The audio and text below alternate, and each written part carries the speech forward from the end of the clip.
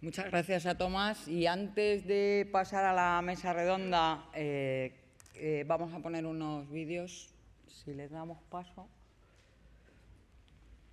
Gracias.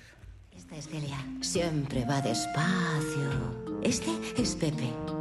Es gigante.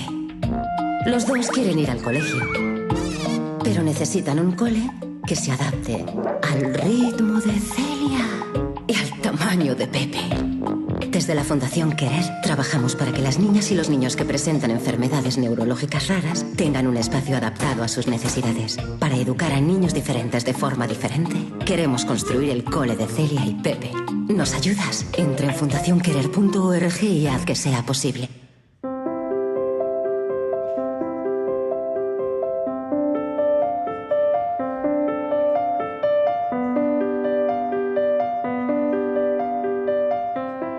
Este es Pepe. Pepe tiene 10 años y sufre epilepsia. Por supuesto que hoy, a Pepe y a otros niños como él, nadie los va a quemar. Pero muchos de ellos sufren otro infierno, el del rechazo y la incomprensión. La epilepsia infantil no es culpa de nadie, pero es responsabilidad de todos. No conviertas la epilepsia de Pepe en un infierno para él. Conócela para saber cómo reaccionar ante ella. Infórmate en fundacionquerer.org.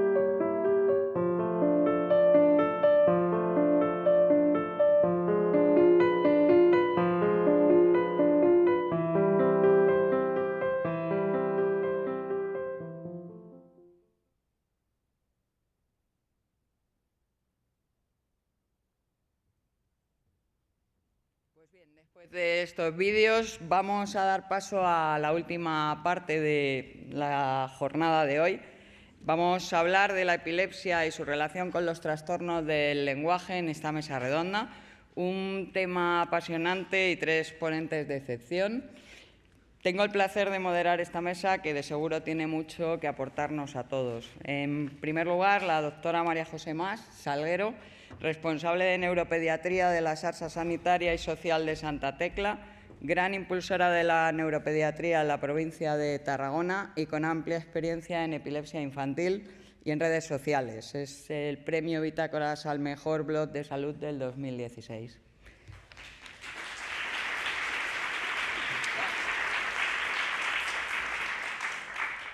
La doctora Rebeca Losada, igualmente pediatra y neuropediatra de amplia experiencia en la Fundación Jiménez Díaz, experta en discapacidad infantil y colaboradora en el libro de Afrontando la epilepsia. Encantada. Gracias.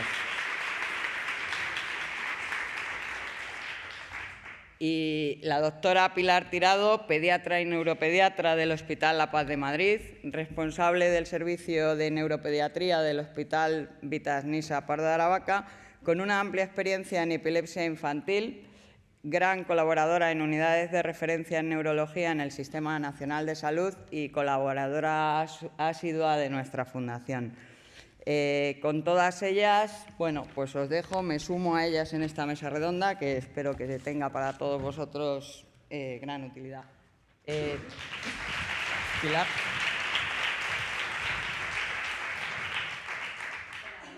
Todos. Vamos a hacer una mesa interactiva entre nosotras. Vamos a ir comentando primero unos artículos que vamos a presentar la doctora Losada y yo, y posteriormente, bueno, y también la doctora Mas, entre las tres, y después haremos una especie como de explicación de todas las preguntas que tenemos de forma más frecuente en la consulta y cómo las vivimos nosotras y qué es lo que intentamos expresarnos cuando nos preguntáis.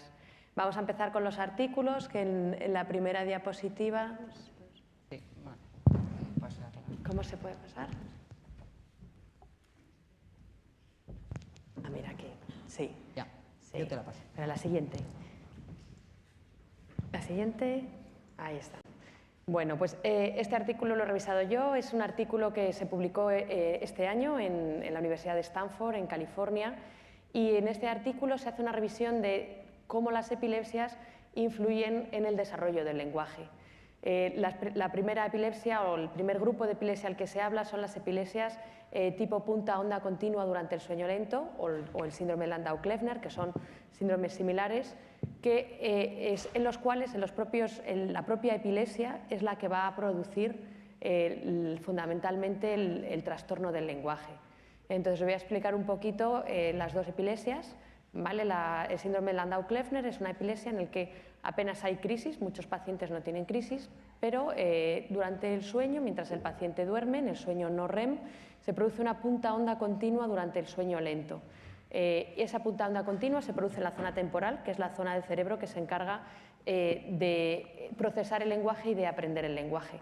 Con lo cual, ese estatus epiléptico, esas descargas continuas durante la noche, impiden que el paciente pueda ir desarrollando normalmente el lenguaje. Incluso produce la regresión, es decir, se va perdiendo el lenguaje que había aprendido previamente porque deja de discernir los sonidos, lo que nosotros llamamos afasia, sí, deja de percibir y discriminar. Entonces le suena igual cuando decimos una palabra que cuando llaman al timbre de la puerta o que cuando se cae un vaso. Todos los sonidos le suenan como un zumbido, todo similar. Esta epilepsia, junto con la otra, que es la punta onda continua del sueño lento, que es una epilepsia similar a Landau-Kleffner, solo que en vez de ocurrir en la zona temporal, ocurre en todo el cerebro, fundamentalmente en las zonas frontales. Esta epilepsia también produce una regresión, igual que el Landau-Kleffner, pero no solo del lenguaje, sino de todas las funciones cognitivas, sobre todo el componente comportamental o ejecutivo, ¿no? Entonces, estas dos epilepsias constituyen una enfermedad rara, como mucho llegan al 1% de todas las epilepsias, pero son una de las epilepsias que siempre utilizamos para describir la íntima relación que tiene el lenguaje con la epilepsia, porque hay claramente un mecanismo que conexiona, ¿no?, lo que es la epilepsia con la alteración del lenguaje. Y en el artículo también hace una revisión y hace referencia de otra epilepsia, que es una epilepsia en un principio benigna, que es la más frecuente de la infancia, produce hasta el 25% de todos los casos de epilepsia, que se llama epilepsia rolándica benigna de la infancia. Y la epilepsia rolándica benigna de la infancia, pues en un principio son pocas crisis, muchos niños no se tratan, aparece en torno a los 3 años, puede aparecer y desaparece a los 15 años.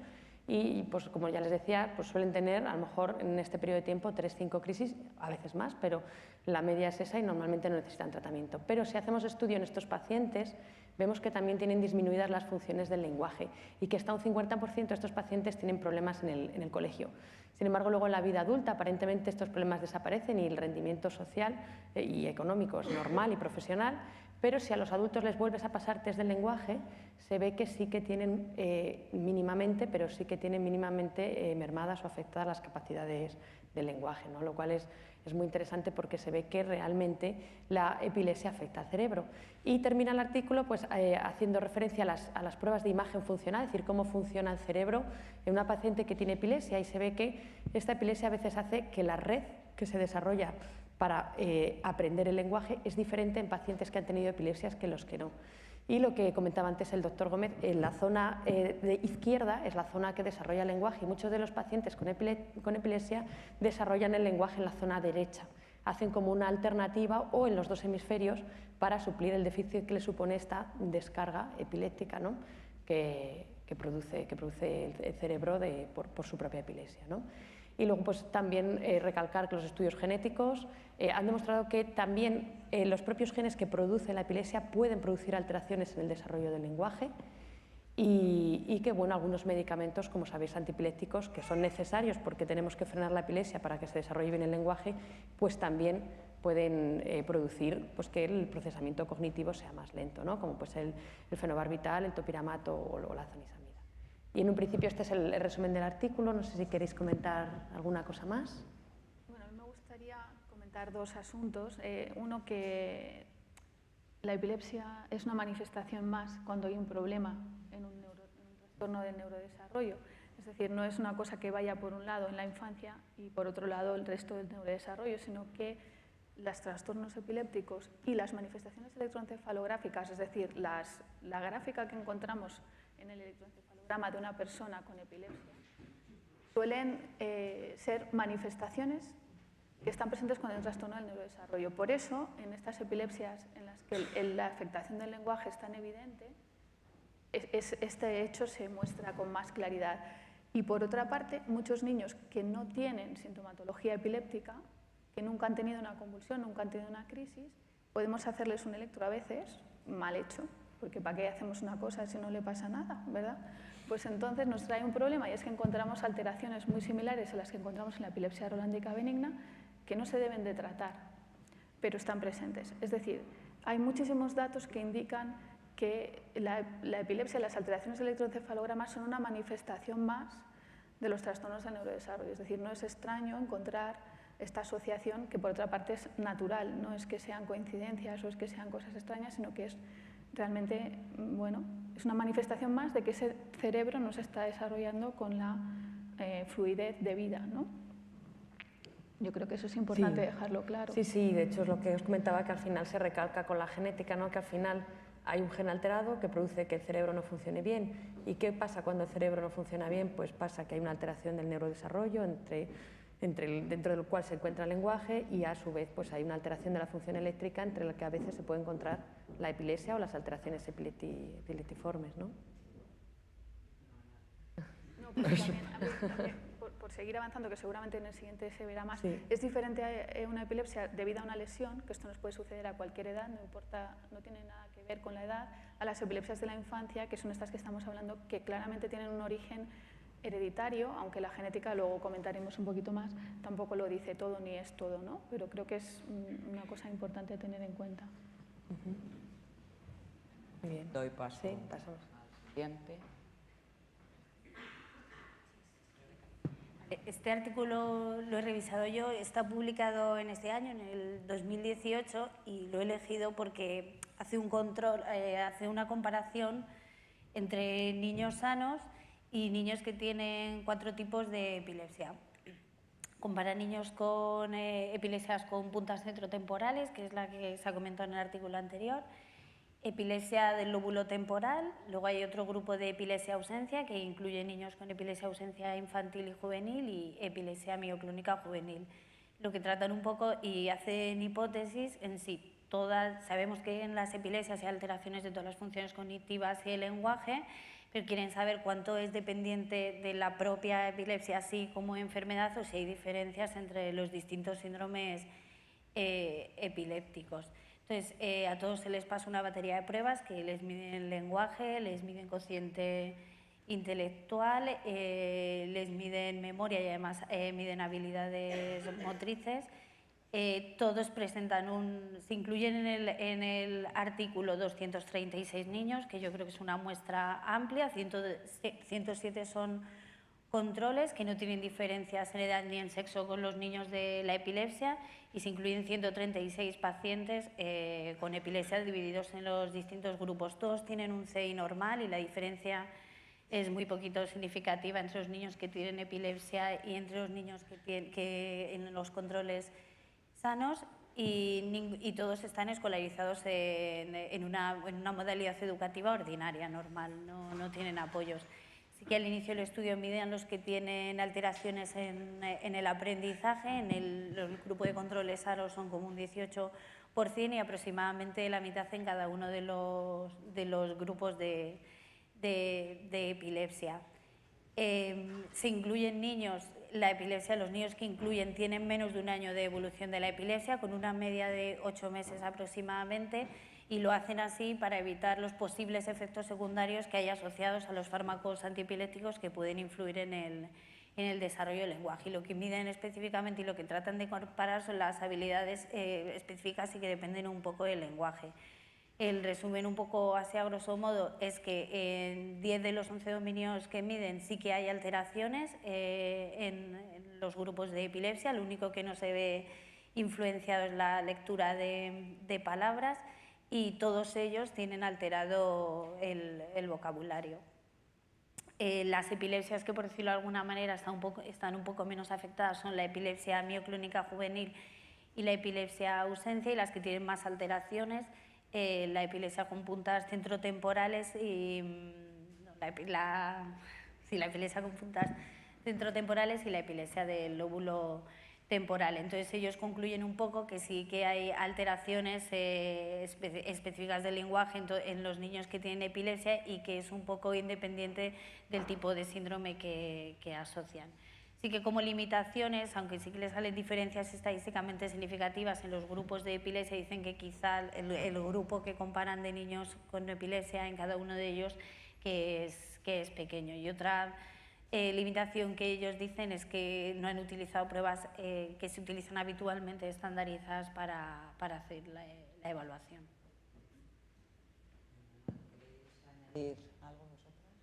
No, bueno, quizás lo de la epilepsia rolándica benigna de la infancia, sí, a mí me resulta muy interesante revisarlo porque hasta lo que hablábamos antes, hasta un 25% de la epilepsia en la infancia es esta epilepsia que en un principio se considera benigna, ¿no? Y que no tiene repercusiones y que realmente pues, para nosotros es importante, que siempre lo estamos, ¿no? Pendientes del tema neurocognitivo y del contacto con los colegios para que estén prevenidos, ¿no? De que a lo mejor ese niño va a necesitar un poquito más de ayuda.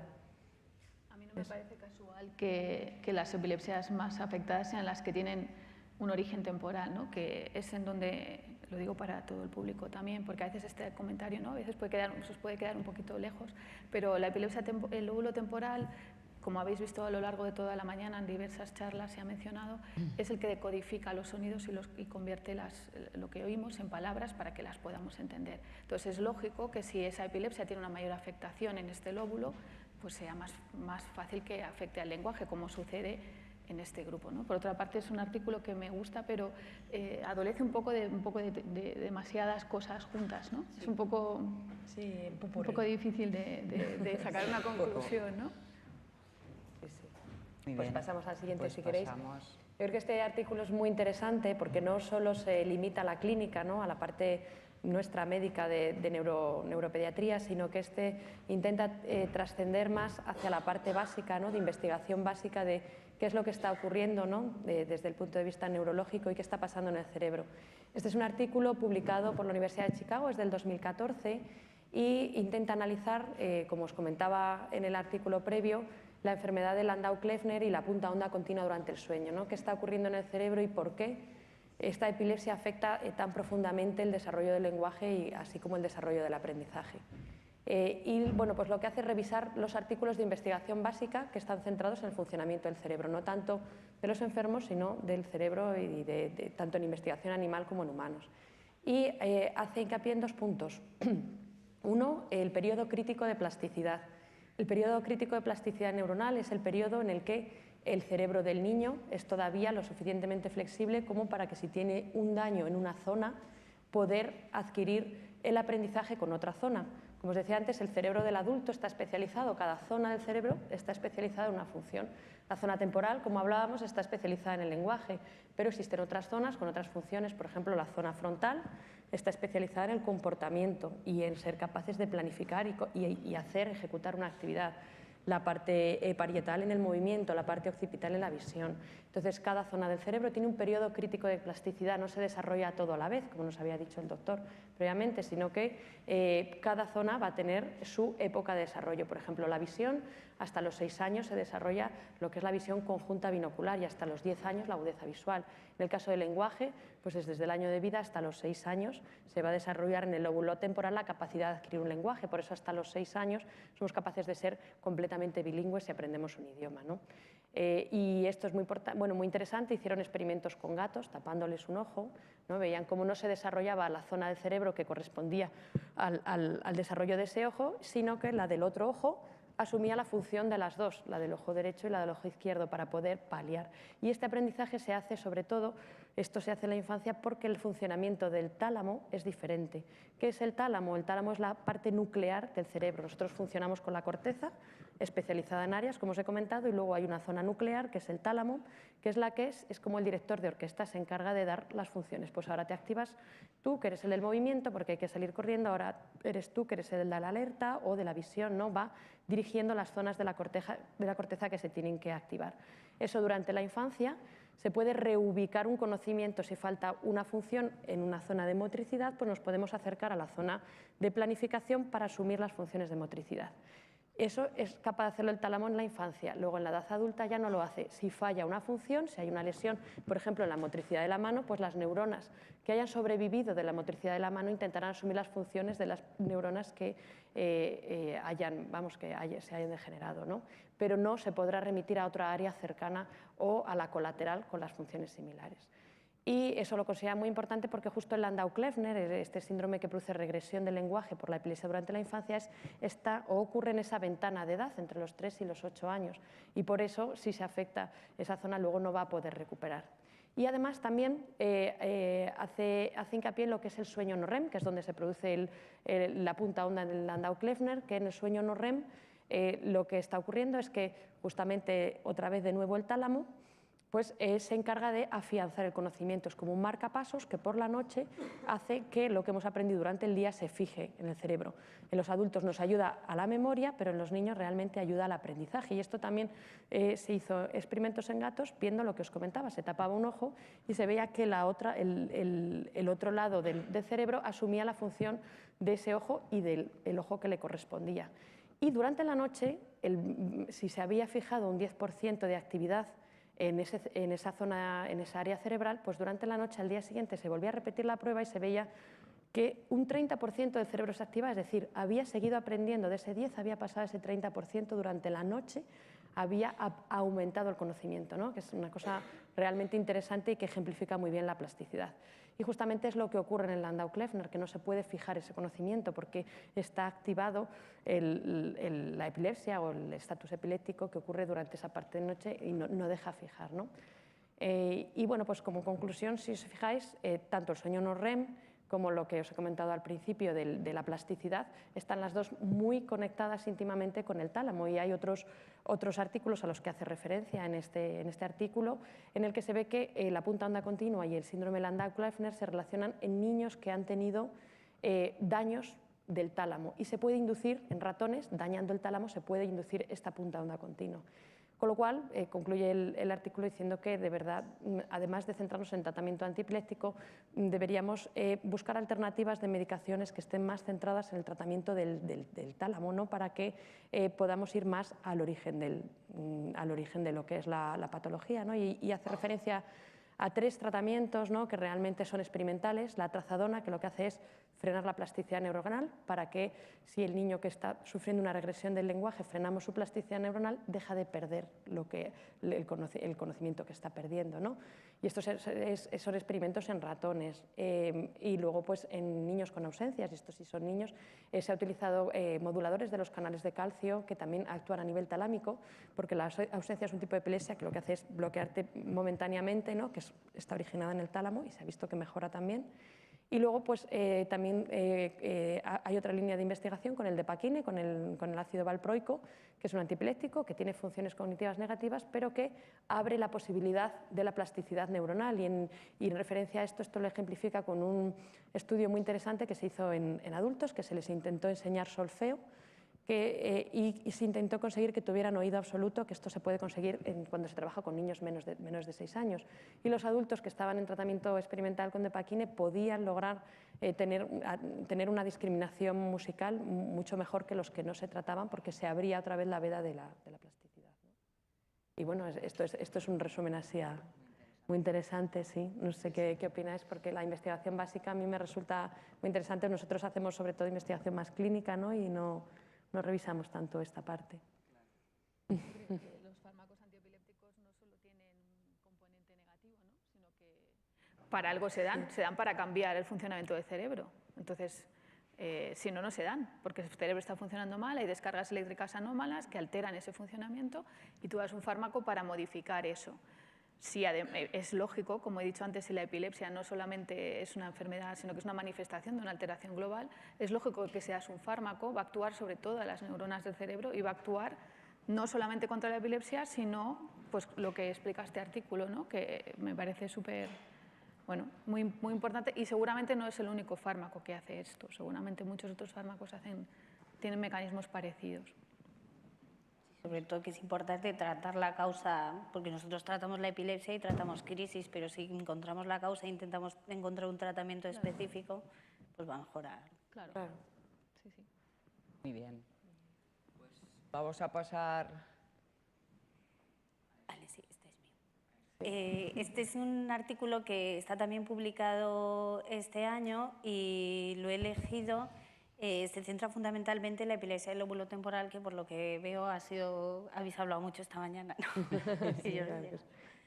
Entonces se centra, clásicamente la epilepsia se dice que las crisis se originan en la corteza cerebral, que es la sustancia gris, pero sí que toda la sustancia blanca que tenemos por debajo tiene importantes funciones, no solo a nivel de la cognición, sino también en la generación y en la propagación de las crisis. Se centra fundamentalmente en la epilepsia del lóbulo temporal, porque en ese lóbulo residen funciones muy importantes como es de lenguaje y memoria, porque es la epilepsia focal que es más frecuente, sobre todo en adultos. Al principio del artículo lo que explican un poco son todas las vías del lenguaje, cómo está organizada la estructura de la sustancia blanca macroestructuralmente, que son las estructuras que conectan un hemisferio con otro y las fibras de conexión interhemisférica, pero también hablan de la microestructura, de todos esos axones y las células gliales, que ahí también es importante todo lo que es la generación y la propagación de las crisis y funciones cognitivas. Y se sabe que cuando tú dañas esas fibras, por ejemplo, en cirugías que haces desconexión, porque la tienes que hacer para el tratamiento, se quedan con efectos cognitivos pues, deleterios. Fundamentalmente lo que tratan de explicar y un poco lo que concluyen es que toda esta microestructura sí que la podríamos estudiar con técnicas no invasivas de resonancia, con estudios de difusión que permitirían de alguna manera hacer un mejor diagnóstico de todo lo que es la zona epileptógena y no solamente donde se generan esas crisis, sino también zonas vecinas a donde se propagó, incluso zonas a distancia, que se sabe que a veces, aunque tú quites en una cirugía, aunque tú quites el área epileptógena, el paciente sigue teniendo crisis y sigue teniendo unas alteraciones cognitivo-conductuales. Entonces, de alguna manera piensan que se podría establecer algún tipo de biomarcador para mejorar el pronóstico, sobre todo en pacientes antes de la cirugía, y así no tener todos esos efectos secundarios que pueden ocasionarles. Muy bien. Sí, bueno, yo lo revisé también, me parecía muy interesante, porque yo además también tengo en la consulta bastantes niños prematuros, que son niños que tienen especialmente sensible la zona de la sustancia blanca, porque es la zona donde más sangrado hay, más infiltración, y efectivamente pues parece que este tema de la interconectividad pues es fundamental, ¿no?, para todo el desarrollo neurocognitivo, también para el tema atencional, que es, como sabéis, de los trastornos más frecuentes del aprendizaje que vemos. Imaginaos si será importante que el cerebro del niño yo creo que es muy importante un tema que no hemos hablado en estas jornadas, y voy a aprovechar para hacer una sugerencia en la siguiente, ¿no?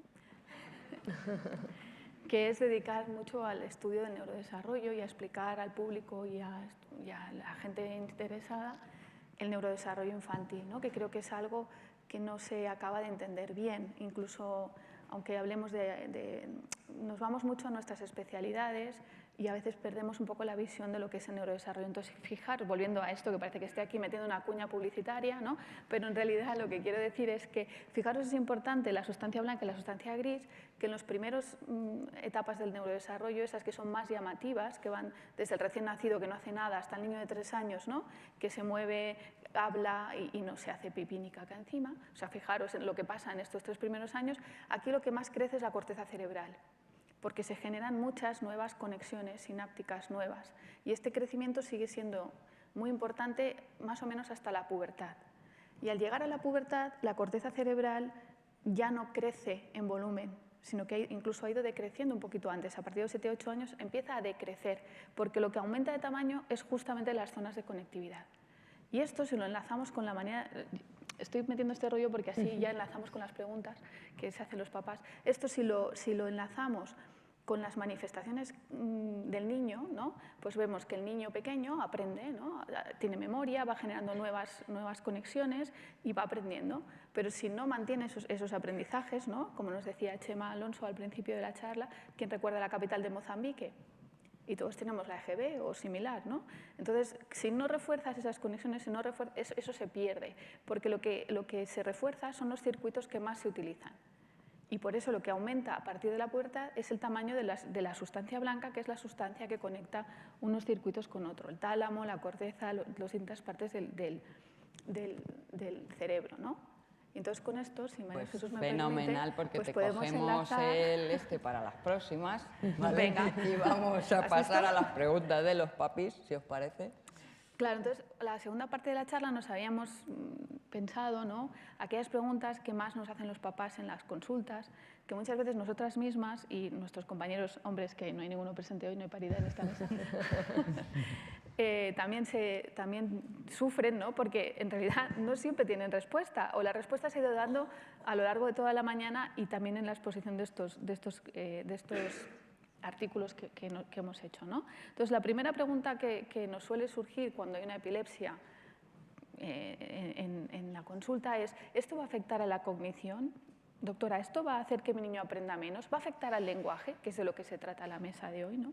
Entonces, un poco ya lo hemos ido diciendo, ¿verdad? Porque hemos dicho eso, sobre todo que la epilepsia es una manifestación de esta alteración global del neurodesarrollo. Por muy benigna que sea, sí, por muy benigna. Por muy benigna que sea, afecta al neurodesarrollo, porque por un lado esas ondas se interrumpen, ¿verdad?, en la formación de esos circuitos que hemos dicho, y por otro lado, la epilepsia es una manifestación de esa alteración. Es decir, ¿qué fue antes, el huevo o la gallina? ¿Qué fue antes, la alteración del lenguaje o la epilepsia?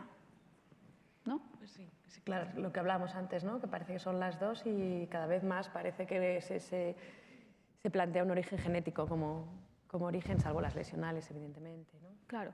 Sin embargo, lo del origen genético yo tampoco lo tengo tan claro, pero... No, yo cada vez más. Sí, evidentemente que sí, pero creo que falta... Bueno, luego lo comentamos en lo de las pruebas. Nosotros, yo es que trabajo con el doctor Lapuncina, que ha estado aquí, bueno, y con el equipo del doctor Lapuncina, y la verdad que es impresionante, y además estoy haciendo mi tesis en eso, en concreto, en discapacidad intelectual asociada a epilepsia, y estamos viendo que de todos los pacientes que están con un diagnóstico de causa desconocida, pues hasta un 50%, que es un rendimiento diagnóstico muy alto, los estamos diagnosticando con las nuevas técnicas de genética, ¿no? Y bueno, pues parece que ese origen incierto que hasta ahora nos peleábamos por hacer millones de pruebas, pues ahora parece que casi como primera opción, ¿verdad, Rebeca? Que os lo planteáis vosotros también. De hecho, nosotros, los niños que tienen epilepsia, las encefalopatías epilépticas que debutan en el primer año de vida, pues estás obligado a hacer una serie de pruebas para descartar, por ejemplo, enfermedades metabólicas que a lo mejor si tiene una determinada enfermedad no puedes tratar con según qué fármacos. Pero yo creo que se va a anteponer el diagnóstico genético y que al final la epilepsia, pues eso, será una manifestación más de lo que es una enfermedad causada por a lo mejor un gen en específico, ¿no? Específico. ¿Qué más? Y te da mucho... Nosotros tenemos más rendimiento diagnóstico con la genética que con otras con la pruebas, resonancia no y que con las...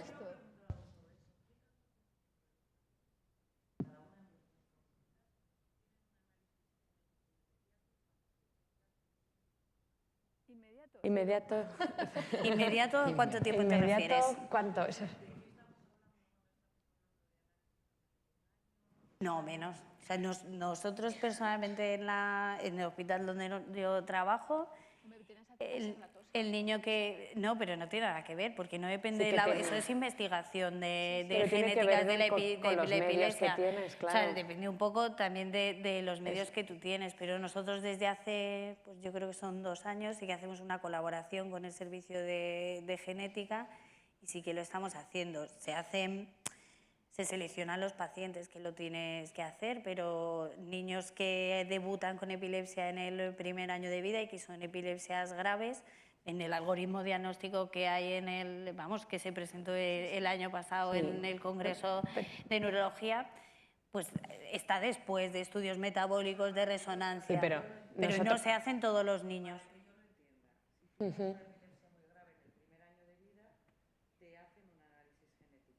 Se debería.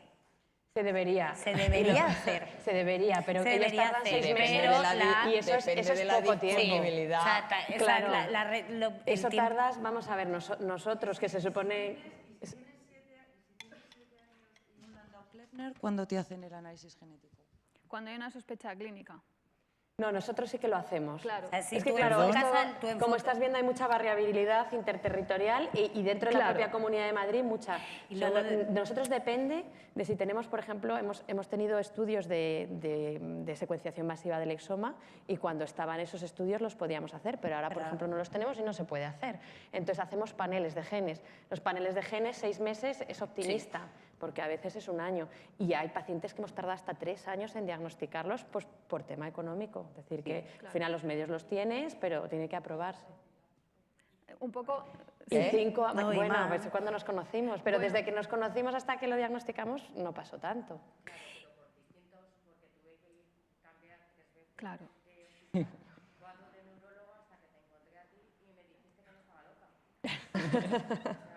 Bueno, Claro, es, claro. Porque esa es una de las preguntas que habíamos planteado, ¿no? Es importante. ¿Qué prueba me puede ayudar a determinar un pronóstico o un diagnóstico, ¿no? Entonces, bueno, sí, lo primero sí, es sí. cuándo acudir a un neurólogo. Bueno, o sea, cuando hombre. el pediatra te manda a un neurólogo, porque si debería demandarte en cuanto porque hay una lo alteración normal del es que el pediatra te neurodesarrollo. diga que tu hijo es normal, que es neurotípico, que eres una mamá histérica y que el niño que ya crecerá y que no te preocupes más. Eso es algo lo que tendremos que trabajar con los pediatras, ¿no? No solo trabajar Pero también depende difusión. de la zona.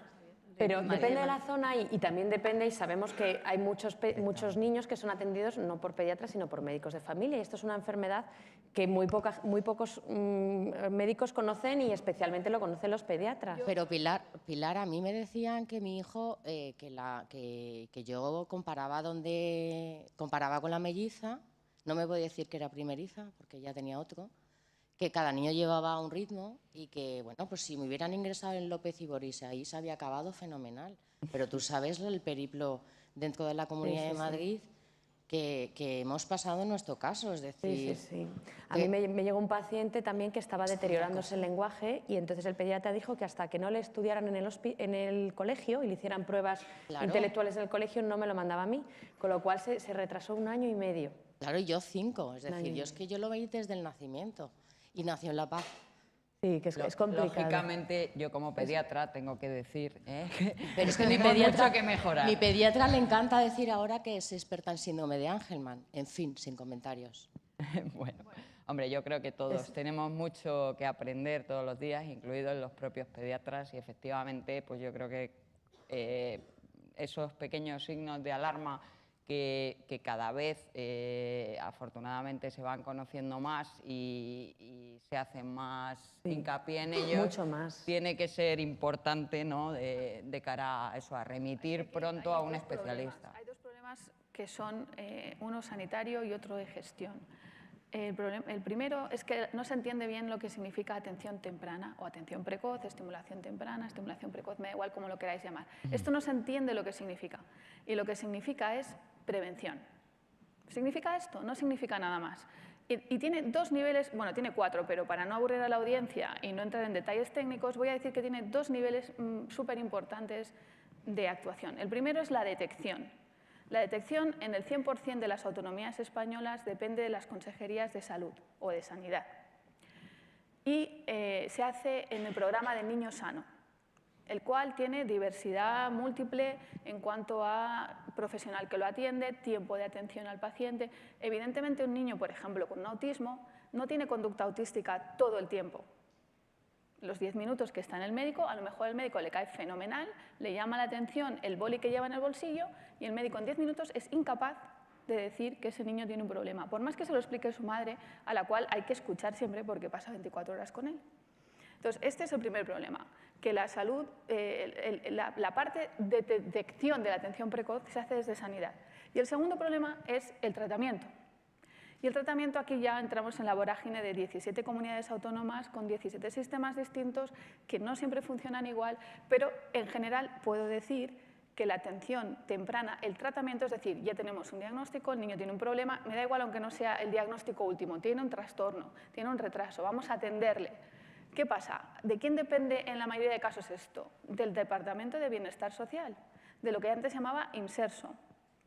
Claro, hay muchísima burocracia aquí en medio.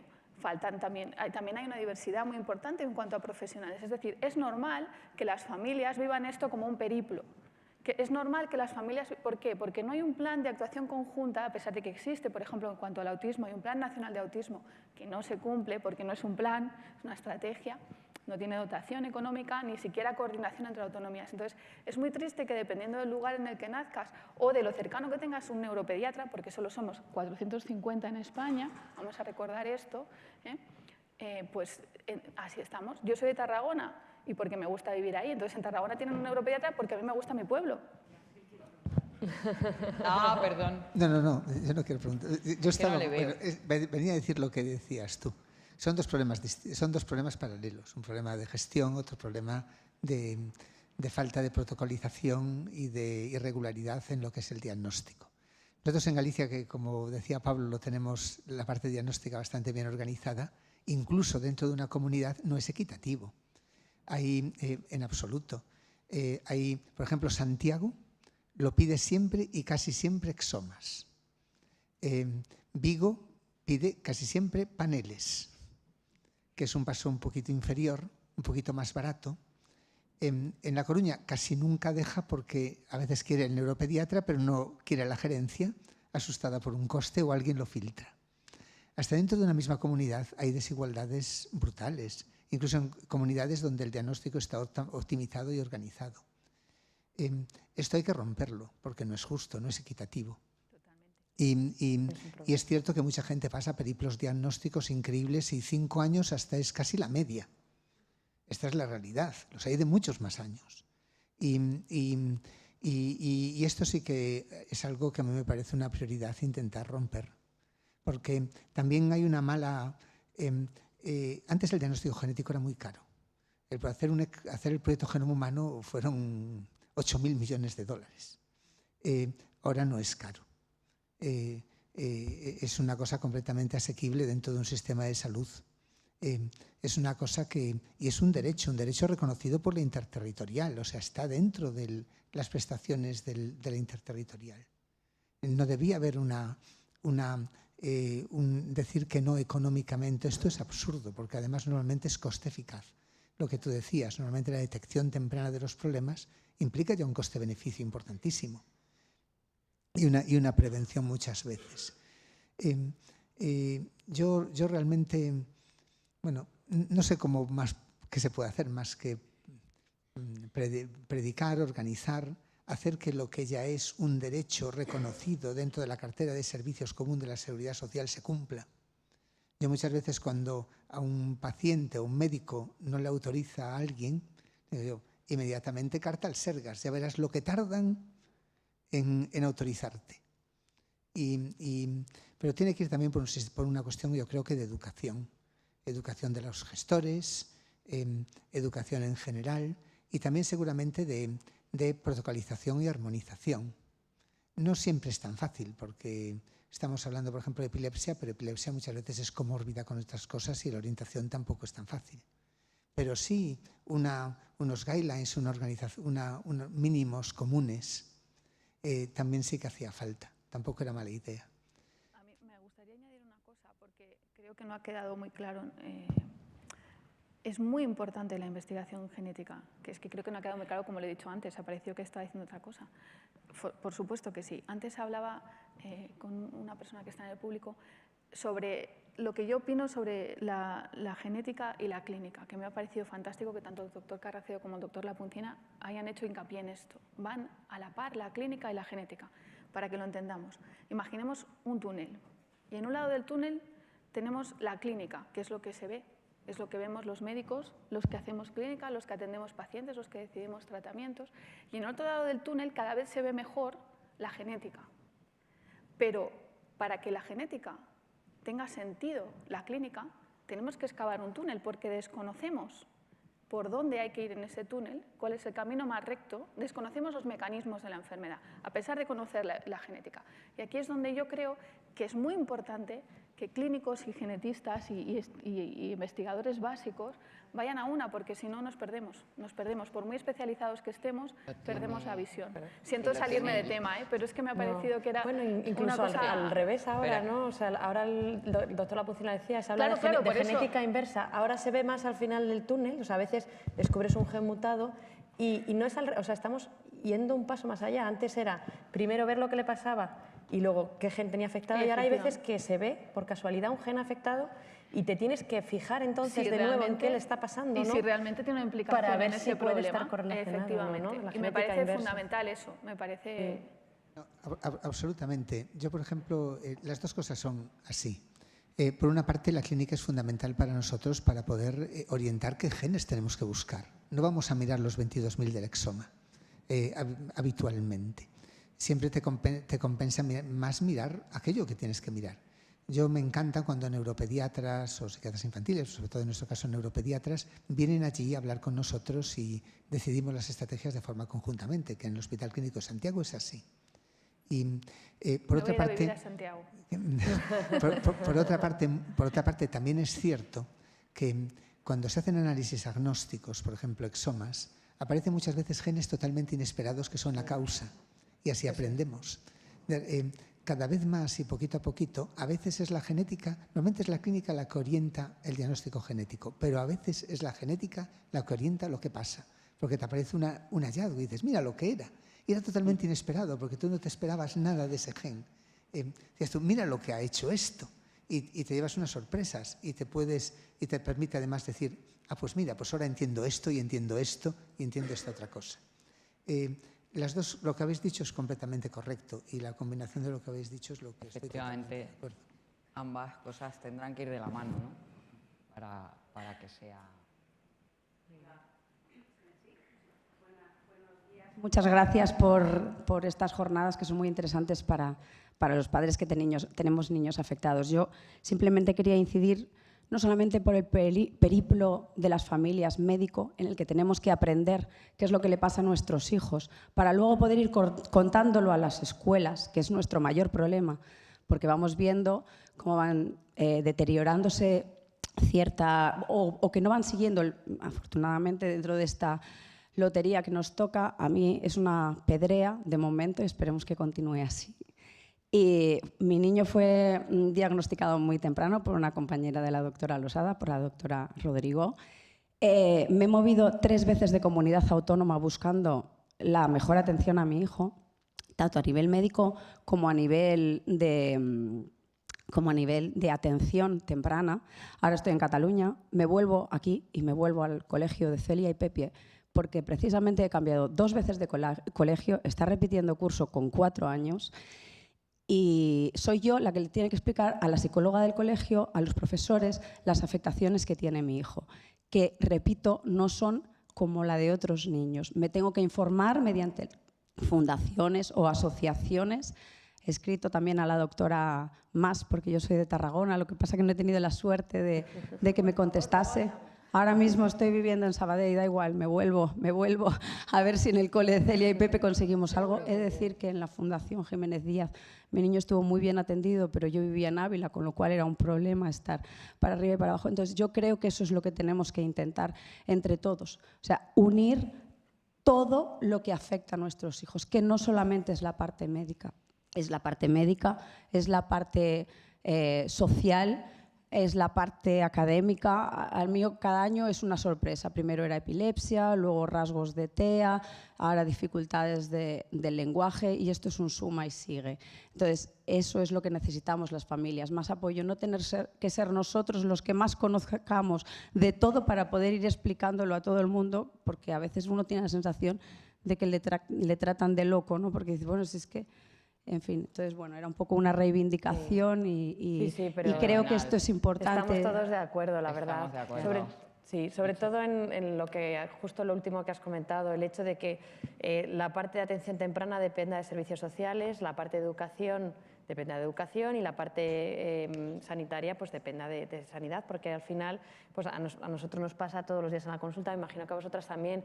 Quieres saber qué cociente intelectual tiene el niño, eso no se puede hacer en el hospital, se hace en el colegio, mandas una carta al colegio y el colegio le hace las pruebas, pero en todo este tiempo pierdes mínimo 6 meses. Porque mínimo.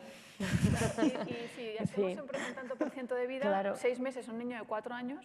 Pues es que ya está para pasar a primaria y dices, bueno, ¿y ahora qué hacemos con él? ¿No? Porque ahora ya le he diagnosticado de discapacidad intelectual, cuando realmente cuando tenía 3 años ya lo sabía que lo tenía. Lo que pasa es que quiero pruebas que lo objetiven pues, para poder hacer las cosas lógicamente, ¿no? Y también burocráticamente, y al final se va retrasando y se va retrasando. Entonces, lo ideal sería poder unificarlo o establecer un método de comunicación que, como hablaba antes Chema, que es verdad que es ver el futuro, ¿no? El futuro sería que pudiéramos tener un acceso directo o a través de videoconferencia para poder hablar uno con los otros y contarnos. En Estados Unidos todo el sistema de colegios de educación especial está conectado directamente con todos los hospitales de las ciudades y los médicos y los profesores tienen acceso, al igual que la familia, a toda la información de esos niños. Por lo tanto, cuando tú llegas al colegio, los profesores saben lo que les pasa a tu hijo y cuando tú vas al médico, el médico sabe cuál es el rendimiento de los niños en el colegio y además tiene relación directa con los profesores. Ya existe. Es que me parece fundamental. De hecho, es verdad que estamos abriendo varias líneas de investigación, pero quizás también una línea más que de investigación ejecutiva que podría mejorar mucho la calidad de los niños sería ponernos a trabajar con ello, porque es que nos entorpece muchísimo y a las familias a veces yo creo que se desesperan. Que tiran la toalla. Bueno, nunca tiran la toalla, porque yo no he encontrado ninguna familia que la haya tirado, pero es verdad que es una desesperación, ¿no? Y a veces se me han puesto a llorar. Pero ha traído el informe del colegio y de repente lágrimas, digo, ¿qué ha pasado? Que me lo han pasado mañana y es que tenía la consulta esta y si está la retraso, entonces me voy a 3 meses. Y claro, digo, bueno, pues tráemelo, lo veo por el pasillo, es un desastre. Es un desastre. Yo creo que es injusto. Porque no hay, a lo mejor hay profesores en la sala, pero no están aquí. Entonces, yo creo que también hay que decir que el sistema también, educativo también está muy fragmentado y muy politizado, lo siento, tengo que decirlo. No voy a entrar en el tema, pero es obvio. Entonces, no se mira por el bien de los niños. Y a veces eso que se llama inclusión queda muy bonita en un papel, ¿verdad? Pero las mamás que hay aquí lo saben y los papás que hay aquí lo saben, la inclusión no tiene medios para hacerse. Entonces, habíamos hablado de lo bonito que queda tener un niño en la clase diferente, pues ¿no? Pero francamente eso no es el objetivo. A mí lo bonito que le quede al resto de la clase nos da igual, lo que queremos es que ese niño alcance su máximo potencial. Entonces, si la inclusión no es posible, quizá haya que hacer otras cosas bien hechas. Pero esto son directrices políticas. Sí es posible, pero en colegios más pequeños. Yo lo veo. No, me refiero a nivel público. A nivel público. Pero yo lo he hoy visto en día es utópica en los España. colegios de pueblo. A mí esto me llama mucho la atención. Colegios de pueblo que a lo mejor hay 10 alumnos de varios cursos, pero que los juntan en 2 clases, ¿no? O en una clase. Entonces, como solo hay 10 niños, a lo mejor uno es de 6º de primaria, otro es de 2º de primaria, otro es de infantil. ¿Qué pasa? Que la profesora hace una educación individualizada a cada uno. Pues ahí sí que se incluye muy bien una persona que tiene discapacidad porque realmente está en una clase muy pequeña, está interaccionando con otros y tiene el nivel verdaderamente adaptado a él y tiene una profesora, ¿no? Entonces, yo veo los profesores, los colegios de la sierra que atiendo yo, me parece que son los únicos que verdaderamente se hacen inclusión. Claro, pero lo que me refiero es que la inmensa mayoría de niños no van a esos colegios. No van. Y el sistema público no potencia es un poco esto. hipócrita porque entonces, y luego lo metes en una clase de 30 que no vale para nada, nos evidentemente. le pasa un poco como al médico de primaria, que se pretende del profesorado que sepa de todo, y no puede ser. Y al médico de primaria le pasa igual, se pretende que sepa de atención precoz y atención temprana de detección sin formación ni tiempo. Entonces, bueno, ya sé que esto suena más reivindicativo que una discusión científica, pero es que es fundamental. Pero primero tendrás que darles las herramientas necesarias, ¿no? Pero es que es fundamental porque, mira, el tiempo que pasa... por clase para empezar, claro, pero mientras se van formando las sinapsis, no si no hacemos nada con ellas, se formarán llenas de qué. Es decir, no, como dice muy bien ella, no es el sistema educativo por un lado, como dice muy bien Pilar, no es el sistema sanitario por otro, los sistemas sociales, es que tiene que ser todo un conjunto. Entonces es importante ese plan estratégico del que hablaba el doctor Lapuncina para hacer esto de una forma inteligente, creo. Buenos días. Yo quería preguntarles si ustedes tenían conocimiento de digamos, de una enfermedad rara, pero sin diagnóstico todavía. Les expongo, yo tengo un familiar y ella tiene una mutación en el gen SCN9A con los variantes del exon 26 y del 27. ¿Conocen algún caso como este? Yo no. Mutaciones en el 9A no, pero No, mutaciones en el en 1A, CCN1A es muy frecuente en Porque epilepsia ella con crisis realmente- febriles. Ella tiene, de lo que parece realmente, eso es epilepsia. Pero, es y no decir, siempre, todos no los siempre días las tiene mutaciones crisis. significa que tenga que tener la sintomatología en este caso. Epilepsia, es decir, tiene Epilepsia, crisis sí, todos los mutación días. en un Entonces, sí, canal son de sodio. alteraciones de los Retraso canales de sodio. madurativo, Sí. retraso cognitivo, han Claro. hecho 2 Lo que lobotomías. afecta a esa mutación es a un canal, ¿no?, de sodio, que Sí. es el canal que utiliza el cerebro para producir electricidad, ¿no? Lo que hace el cerebro es que tiene una membrana, ¿no?, y entonces mete el sodio, saca el sodio fuera y deja dentro el potasio. Y de esa forma tiene lo que llamamos nosotros una diferencia potencial. ¿Qué pasa cuando uno de esos canales está alterado? Pues que hay un flujo, o sea, no se mantienen los iones cada uno a un lado, sino que están entrando y saliendo de forma caótica. Y ese caos pues produce lo que hemos hablado siempre, que las sinapsis no se puedan hacer bien, que las neuronas no puedan trabajar bien, porque es como si estuvieran perdiendo la fuerza, ¿no? Y por otra parte, que haya desequilibrios en la electricidad que produzca una epilepsia que normalmente suele ser difícil de controlar, porque los fármacos lo que intentan es controlar la excitabilidad de las membranas, pero si está rota la membrana, por decirlo de alguna forma, porque el calcio abre un canal, ¿no? Pues no podemos controlar esa excitabilidad. Y todas, es verdad que son enfermedades raras, yo antes lo hablaba también con otra mamá de otro paciente, que son enfermedades raras porque ahora tienen un gen y se ha visto que hay muy pocos casos de esos genes, pero realmente no son tan raras porque toda la vida hemos visto a pacientes que tenían una alteración de ese canal sin saber que tenía esa alteración de ese canal. Y es, por ejemplo, un Dravet, por ejemplo, al final cada uno tiene sus propias particularidades, pero a fin de cuentas son iguales porque lo que está produciéndose es lo mismo en uno que tenga roto un canal de potasio que tenga roto uno de calcio, que sodio, que es que la actividad eléctrica está descontrolada y que la neurona no está funcionando bien y no está aprendiendo bien. Entonces es importante controlar la epilepsia y es nuestra gran dificultad, ¿verdad? Es importante controlar la epilepsia, que realmente lo que hace que el chico esté más frenado en su desarrollo, pero por otra parte intentamos medicar lo menos posible para evitar los efectos secundarios y las interacciones de las medicaciones, ¿no? Y es un equilibrio. En eso es lo que estamos, pero es que no hay medicación que se las quite. O sea, no hay nada. Luego está, que he visto que está una de las preguntas, ¿la dieta cetogénica la habéis probado también? No, porque ella come muy bien y faltaría que le quitáramos ese Su deleite placer. que ella tiene porque le gusta comer, y más lo dulce. Yo esto sí lo he hablado yo con más pacientes, porque es verdad que cuando un paciente está sufriendo y dice, venga, ahora encima le cambiamos la dieta, ¿no? Y tampoco damos la garantía, pero es una de las últimas opciones que a veces funciona Y y fíjate merece que la opino pena. que a veces debería ser anterior a últimas opciones, porque al final esto que esta señora nos plantea, que es el metabolismo básico de muchas alteraciones epilépticas, al cerebro le produce un desgaste energético bestial, porque para hacer lo mismo que un cerebro sano tiene que gastar el triple de energía. Claro, Entonces, pero por una ejemplo, forma de hacer un cambio en esa aportación energética es hacer una dieta cetógena, pero cuidado. Controlada hablo de una en un dieta hospital. cetógena Claro, no una indicada casera. como si fuera un fármaco Eso es. y no en algunos sitios y centros y médicos que hacen dietas extrañas que no tienen ningún objetivo claro. Eso no.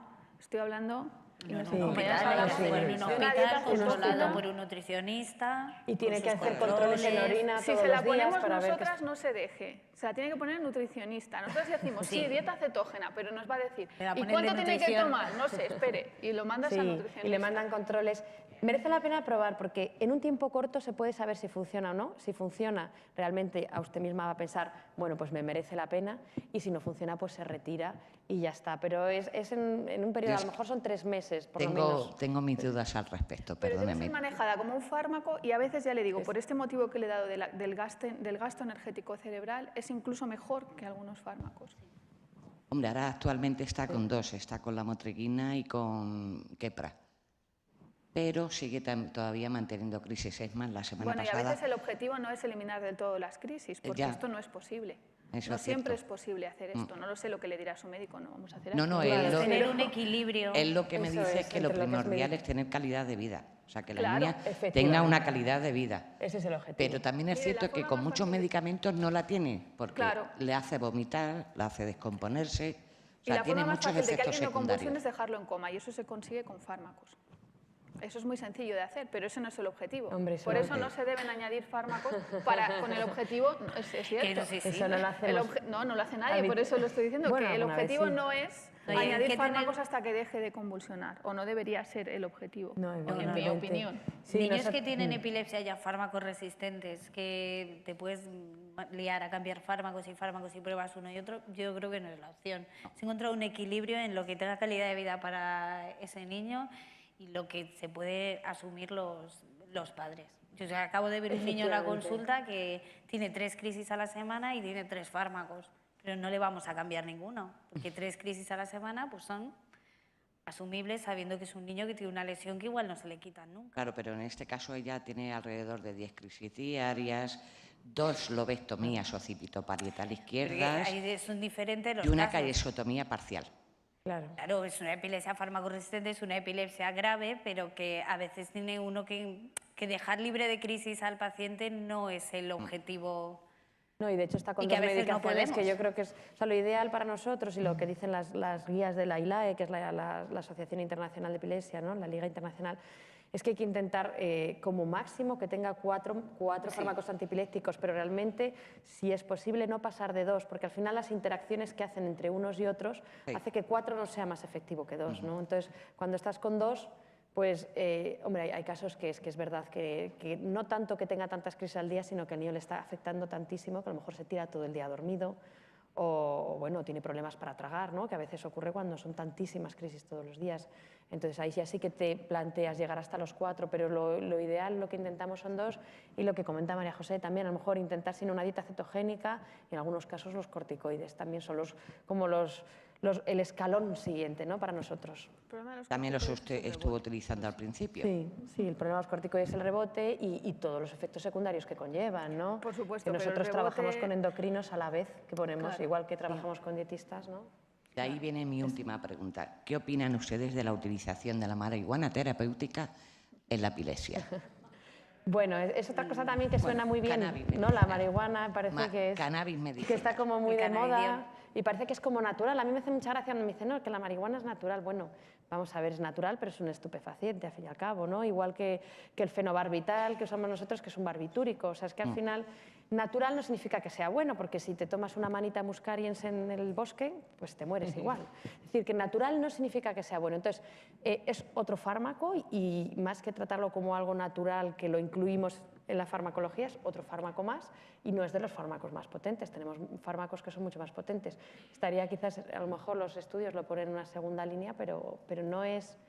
Todo el halo de misterio que no hay evidencia. No hay evidencia científica todavía. O sea, pero están los en estudios ello. actuales son pocos. Primero, lo que dice Pilar es así. Nadie chupa un sauce, pero si te duele la cabeza nos tomamos una aspirina, ¿vale? ¿Por qué? Porque el cannabis es una droga. Otra cosa es el uso farmacéutico que se hace de esto. Se extraen aquellos componentes del cannabis que pensamos que pueden ser útiles para el tratamiento de la epilepsia y se diseña un fármaco. Un fármaco es una cosa muy controlada. Entonces, si a su pariente le invitan a un estudio en el que se está haciendo esto serio en un centro hospitalario, pues adelante. Pero si no... Pues Claro, la verdad pero es que si la no- evidencia actual dice que no es mejor, como dice Pilar, que otros fármacos. Que otros fármacos, de hecho... Pero yo quiero que entiendan mi postura. Sí, la entendemos. Según a mí me dijo en su momento la neuróloga, el caso de mi hija es el único caso que existe en España. No sabemos si hay alguno más en el mundo. Entonces, pienso que comprenderán que yo puedo, en este caso, digamos, optar por otras opciones, ver la posibilidad, que va bien, bien, que no va bien, pues nada, se deja y ya está. Pero Sí, eso pero es quería lo que le saber su comentaba opinión. la doctora, que al final esto, si está dentro de un hospital y dentro de un protocolo ético incluido, tiene sentido, ¿no? Porque igual nos pasaba, ahora está de moda los cannabinoides, pero se puso muy de moda la hormona del crecimiento también. Y se daba la hormona del crecimiento sin estar dentro de un ensayo clínico en el que se le explicaran los riesgos a los padres. Y la hormona del crecimiento, pues era digamos, a lo mejor tenía algún efecto positivo porque al fin y al cabo es una hormona y es un anabolizante, entonces los niños están más fuertes y parecía que avanzaban neurológicamente, pero realmente lo que hacían es que aumentaba su masa muscular, aumentaba su capacidad energética de actividad, pero frugalmente porque era el efecto de la hormona del crecimiento. Y la hormona del crecimiento además tiene efectos secundarios, es una hormona que puede inducir el crecimiento de tumores, que puede producir diabetes, es decir, que ojo con las las cosas nuevas porque siempre parecen como muy atractivas, ¿no? Pero realmente no dejan de ser fármacos igual que los otros, pero que además no se han probado todavía y no tienen la misma seguridad que otros fármacos que ya están registrados y que ya se tienen uso. Bueno, de acuerdo, muchas gracias. Muchas Hola. gracias. Todavía falto yo. Que no te veo. Bueno, pues vale, hola. La última. Hola, ante todo dar gracias por la jornada, me han parecido maravillosas. Y yo quería hablar de mi caso personal y pedir consejos sobre las pruebas que hacer a mi hija. Yo tengo 2 niñas prematuras de 5 años, las 2 con diagnóstico de trastorno de espectro autista. Tenemos diagnóstico desde que, se le hizo el primer MSCHAS con 18 meses y se le volvió a hacer el MSCHAS a los 20 meses. O sea que, y ellas han tenido intervención con psicóloga, logopeda y terapeuta ocupacional experta en integración sensorial desde pequeña. De hecho, están en un colegio donde me permiten el paso de la psicóloga para trabajar con ella en aula e inclusión, en un colegio ordinario. O sea que hemos intentado ayudarlas para que sus avances fueran los máximos posibles. Una de ellas ha evolucionado fenomenal, ella habla, están las 2 en un nivel de afectación muy alto y la otra niña está realmente muy fastidiada. No solamente es que no sea verbal, sino que tiene dificultades para dormir, para comer, para hacer caca, está siempre enferma. Y ella tuvo a los 3 años un episodio de convulsión epiléptica. Se le hizo un eje, pero dio normal. Entonces yo solamente voy con la medicación por si se le repite esa crisis. Nunca se le repitió. Pero sí que es verdad que el año pasado, con 4 años, ella ha tenido despertares que yo le he descrito a la neuropediatra extraños, como agitándose las extremidades, ¿no? Sus despertares, además, hasta hace poco que algún día consigue ya dormir 8 horas, siempre dormía 4 horas y tenía despertares muy agitados. De ella eufórica, gritando, corriendo a la casa. Entonces, recientemente he vuelto a leer, porque la crianza es muy difícil, y me he dado cuenta de que tal vez no le he prestado suficiente atención al tema de la epilepsia. O sea que yo he estado insistiendo mucho en el hospital de que mi vida es muy complicada, no vivimos en Madrid, vivimos en Salamanca, y se le ha hecho el ESOMA, pero no sabemos los resultados. La extracción de sangre fue en noviembre. Entonces yo lo que quisiera saber es si hay alguna prueba que pueda hacerle, porque todavía no tenemos los resultados del ESOMA, para ver si hay algún tipo de epilepsia de la que han hablado, que pueda acusar en el sueño o no sé.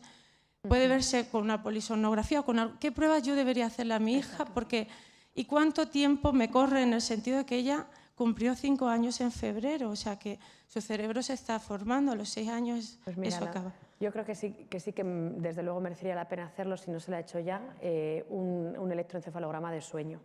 Porque ahí es donde se ven las alteraciones que pueden producir regresión en los niños o falta de progresión, sobre todo del espectro autista y del trastorno del lenguaje, ¿no? Más tienes la comparativa con la hermana, que está evolucionando de forma... ¿Son genéticamente iguales o no?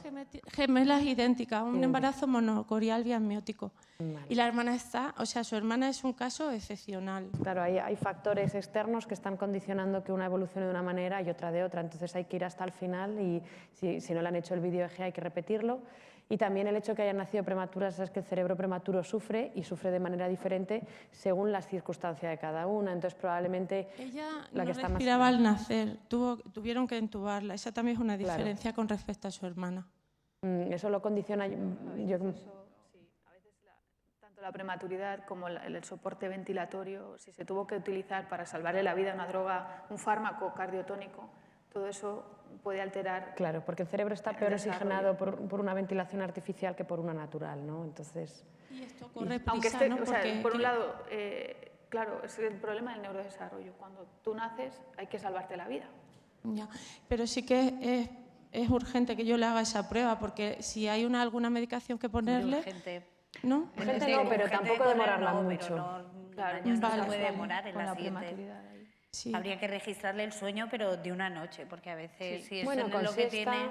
con siesta a veces es suficiente, porque el sueño no REM también aparece en la siesta. Con 20 minutos de sueño, en teoría, debería aparecer el sueño no REM, que es donde se produce la alteración. Y luego la genética yo creo que es la otra prueba que ya la tienes hecha, que para mí es fundamental, porque siendo idénticas y teniendo las dos la misma afectación, pues sí es probable que haya una mutación, que la mayoría de las veces es nueva, es decir, no es que se la hayáis pasado vosotros, porque vosotros no tenéis ninguna alteración, sino que es algo nuevo que surge. Ella tiene, en la analítica siempre salen las transaminasas altas y cada vez más altas, eso no saben de qué. Y en la familia yo no sé si influye, mi hermana sí ha tenido alguna crisis epiléptica y mi sobrina, sin tener un tratamiento epiléptico continuo. Sí puede influir. Eso, las enfermedades psiquiátricas y las enfermedades epilépticas pueden transmitirse con diferentes manifestaciones de unas personas a otras dentro de la familia, ¿no? A personas que a lo mejor tienen más epilepsia y otros tienen más trastorno del neurodesarrollo, o personas que tienen un leve trastorno, mientras que luego el hijo o el sobrino pues lo tiene más alto. Sí. Y solamente quería decir una cosa más referente a lo que se ha dicho cuando se ha hablado de la necesidad de estar todos comunicados para ayudar tanto en todas las enfermedades raras, ¿no?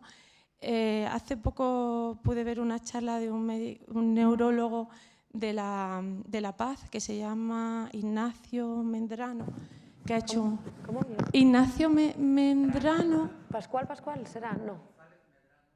Sí. Sí, de Big Data. Sí, él ha estado trabajando con Big Data, Machine Learning, inteligencia artificial. Esto a nivel de tecnología es una realidad. O sea que ahora mismo, y gracias a la nube de Internet, podemos realmente comunicarnos. Esto solo tiene que haber personas en la ingeniería que estén dispuestos a sacar algún proyecto. Él ha hecho un proyecto para genetistas, se llama Mendelian, posiblemente. Sí, Mendelian. Sí. Es que fue de una charla, no sabía si me iba a acordar. Sí, sí, bueno, él, con ese proyecto se puede consultar a través de la sintomatología qué alteraciones ya encontraron en otros pacientes para ayudar al genetista. Obviamente el genetista es el que va a hacer el diagnóstico y el que va a discernir. Pues realmente en la ingeniería, las personas que estamos relacionadas con ello, tenemos que hacer un papel importante para la medicina y esto no es utópico y lo ha dicho ella, en Estados Unidos pueden conectar todo, ¿no? Pues porque se puede hacer, pero hay que hacer ese trabajo. Y referente a lo que hablábamos de las madres, de este camino tan tortuoso, tan difícil, también mi mensaje es que los padres estamos como agotados, ¿no?, de lo que es la vida con nuestros hijos, con nuestros problemas y todavía no hemos hecho un movimiento en el que luchemos por las cosas que hay que hacer en beneficio de todos los niños que tienen problemas de neurodesarrollo, ¿no? Tenemos ahí otra lucha que hacer, era lo único que quería decir. Muchas gracias. Muchas gracias a ti también, pero yo sé que seguiríamos hablando todo el día de esto y habría días y días y, por supuesto, os emplazamos para la próxima para seguir hablando de esto y de otras muchas cosas. Agradeceros a todos pues vuestra asistencia aquí hoy y os dejo para que clausuren aquí Pilar y Ruth, que van a clausurar estas primeras jornadas. Muchas gracias. Vale, yo ya me piro. No, tú nos esperas. No te puedes pirar. Muchas gracias, Chus. Gracias a todos por venir. Yo soy Pilar García de la Granja, soy compañera de Chus, soy periodista y además la fundadora de la Fundación Querer. Así que gracias a todos los ponentes por estar.